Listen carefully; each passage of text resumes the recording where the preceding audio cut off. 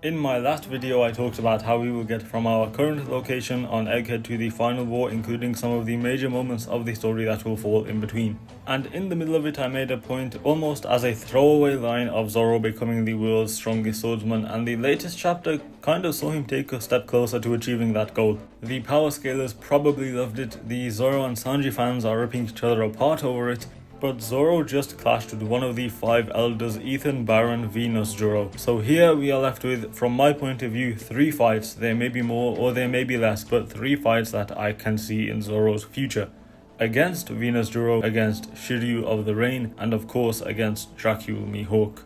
So first, what happened in the last chapter? Zoro clashed evenly, or at least he more than held his own, and even though he was struggling, he was able to match Nusjuro with what looks like advanced conquerors and also like fire in the middle of the clash. I don't know if that's coming from Zoro's attack or Nusjuro, or the clash, or even from the Shodai Kitetsu the first, which was confirmed to be the blade that Nusjuro is wielding. But that is most likely the chill of the underworld, so Nusjuro's abilities, and it looks like both Zoro and Nusjuro say Kitetsu at the same time, so that's kind of cool, both of them noticing each other's blades. There's definitely some history there, like Nusjuro was close or knew the swordsmith that crafted the Shodai Kitetsu. So that's one potential matchup we can get in full later on, now that we know the Gorosei are combatants. As for the other 2, the Mihawk fight is obvious, and the Shiryu fight will be a consequence of the Straw Hats and Blackbeard pirates coming to blows. So as for the order that these fights will occur in, going along with my idea of how the final war will play out, both the Blackbeard pirates and the 5 elders will be present during its proceedings, and I also believe that Zoro will walk into that final war as the world's strongest swordsman, which surprisingly means that here Dracule Mihawk is the first of Zoro's endgame fights to occur.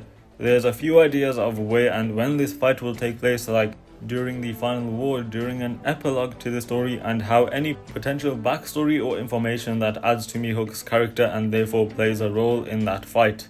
My thinking is that this battle will take place on Laugh Tale just before the Straw Hats find the One Piece. Why Mihawk is there is because of Cross-Guild and Buggy's upwards falling being what got them there. And from that, Mihawk is far and away the most powerful member of that group, so I would assume that Crocodile, Buggy and whoever else is there would have been dealt with already, with Mihawk being the only man left. And for the sake of us sticking with this one fight for consecutive chapters and not cutting away to elsewhere apart from flashbacks or backstory, Luffy and the Straw Hats will watch the fight, since every member of the crew has to be there when they find the One Piece. No man left behind. And another thing, one more reason I have the Mihawk fight as the first of these 3 is because I want to see Zoro in action as the world's strongest swordsman, where he isn't the challenger, he is the challenged. We get to see him do his thing as the pinnacle of swordsmanship. Anyway, how this fight goes down, fights are the hardest things to predict in terms of how it will play out. The victor you can choose, but getting there is just a straight up guessing game. We don't know about Mihawk's techniques or anything like that, so I can only go off of Zoro's techniques, like the whole King of Hell thing, that's Zoro's peak right now. And that, I believe, is very important because we had the whole Grim Reaper situation in Wano while he was knocked out after the King fight. I think the Grim Reaper is meant to be the actual King of Hell. There is a chance that we may never go back to this, but this idea of hell is actually a relatively common trend among swordsmen, which I will get to later. So on Mihawk's side, we don't know about his skills or techniques or even his backstory. There are ideas about a potential Mihawk flashback, but there's never really been a true build up to one. Just like Mihawk himself, his story and his past seems very isolated. The main attraction there is obviously his past with Shanks and all the legendary duels they had, but there's also the whole Marine Hunter deal, and I doubt we would have gotten that if it wasn't going to be expanded upon. And there's the obvious parallel there of Mihawk going from hunting Marines to working under them as a warlord, and Zoro hunting pirates to joining one's crew, although he couldn't refuse since it was the future king of the pirates he was talking to. But nevertheless, this trend of parallels between the 2 I think will continue, where Mihawk's character will be brought down back to earth and we will see his humanity for the first time.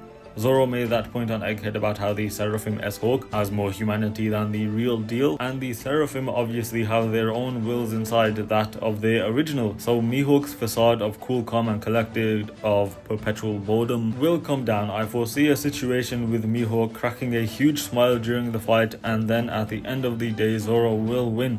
Only one thing left here is whether or not Zoro will kill Mihawk. I don't think he will, simply because after Zoro gets the victory, he's done it, he's achieved his goal, and Mihawk's death won't really prove anything. Maybe he does kill Mihawk because of the whole pride of a swordsman shtick, but I don't think it is necessary. Anyway, here we are. Location, Laugh Tale. Time, who the heck knows. Zoro versus Mihawk for the title of World's Strongest Swordsman, the victor Roronoa Zoro. He has done it, he has achieved his dream right before Luffy becomes king of the pirates, and this works really nicely when looking back to the promise that him and Luffy made in Charlestown. Zoro did not have to abandon his dream, and here Luffy and the crew will watch him fulfill it. And Luffy said that the king of the pirates needs no less than the world's strongest swordsman on his crew, and here Zoro will be the world's strongest swordsman when Luffy becomes the king of the pirates. Now moving on, Shiryu of the Rain and Ethan Baron v Nusjuro are left, and in this timeline I have cooked up the only way Zoro can come into contact with either of them will be in the final war, both of whom will be present alongside their respective factions, the world government and the Blackbeard pirates. So there are two ways I can see this going. The first is that Zoro fights one of the two, beats them, then moves on to the other one of the two. There is that. Or the three of them fight each other in a triple threat swordsman duel, and I say this purely because of my idea about the final main fight of the story being a triple threat match between Emu, Blackbeard and Luffy. But returning to the whole King of Hell situation, we have seen other swordsmen who have links to the underworld, where I'm assuming Hell and the underworld are one in the same here. We have Brook, of course, who uses the chill of the underworld as the source of his power, and Brook is, well, he's undead. And then we have Nusjuro, who also has ice-based powers, and on top of that he has a devil fruit ability, or not even, maybe he can just do these things, or he is this thing, but he can take the form of an undead horse. So it seems that swordsmen are no strangers to delving deep down for their power. There is all the chance in the world that these icy powers are purely a result of them being undead rather than swordsmen, but just the fact that they are also swordsmen, and then we have the link to Zoro's own hell situation, it just seems like it could lead somewhere interesting. But the main attraction of these fights, or this singular fight, will without a doubt be Zoro, because he will be stepping into it as the world's strongest swordsman, and I want this conflict to be an absolute flex fest for him, because he's already the best. He achieved his goal, and that has made him the goal of every other swordsman. The main point here will be that Zoro will show us why he is the best, why he deserves to hold that title, that this is what the summit looks like now. He's fighting as the world's strongest, and he's proving why he deserves to hold that title, that accolade. When I say this, I don't mean he will completely wipe the floor with Shiryu and Nusjuro. Of course they will put up a fight, Zoro will get a bit scuffed or roughed up, but in no point during the fight will it look like Zoro is on the back foot. Similarly to, say, Roger versus an Admiral or Big Mom or something, it's a fight that will challenge him, but if we are being for real, at the end of the day the only outcome will be a Goldie Roger victory. That's what the fight will be like, Zoro obviously replacing Roger in this analogy, just to clarify, meaning that Mihawk will remain as Zoro's toughest fight. Although one road bump to getting here is to do with the immortality or rapid regeneration that the elders and in turn Nusjuro have. There have been ideas thrown around that this is because the elders are directly tethered to Emu, or it is thanks to an ability of Emu. I am not the biggest fan of that, to be honest, because if their powers or resilience is thanks to some external factor, it seems to me that they aren't really their own characters, and subsequently Zoro wouldn't really be fighting Nusjuro. Alternatively, if their powers and abilities are thanks to Emu but they are not directly linked to him, then I'm fine with that. And as a side note, Nusjuro just has to be from Wano. He's wearing Wano-esque attire, his name is in that same style, and his sword is a Kitetsu blade, so it was crafted by a swordsmith from Wano. So I only bring this up in the hope that he somehow has ties with Ryuma. I know Ryuma's time was almost smack in between the Void Century and present day, but it's basically an inevitability at this point that the elders have been alive since the Void Century, so that shouldn't be an issue. And just like Kawamatsu and Hyogoro saw Ryuma in Zoro, I want Nusjuro to have a similar epiphany, where he also sees Ryuma in Zoro, just to add an edge and a bit of backstory to this fight. And on that topic, I've kind of pushed Shiryu to the side a bit, because really all there is pointing to him and Zoro fighting are the facts that they are both swordsmen, and they are on opposing sides of direct competitors in the form of Luffy and Blackbeard,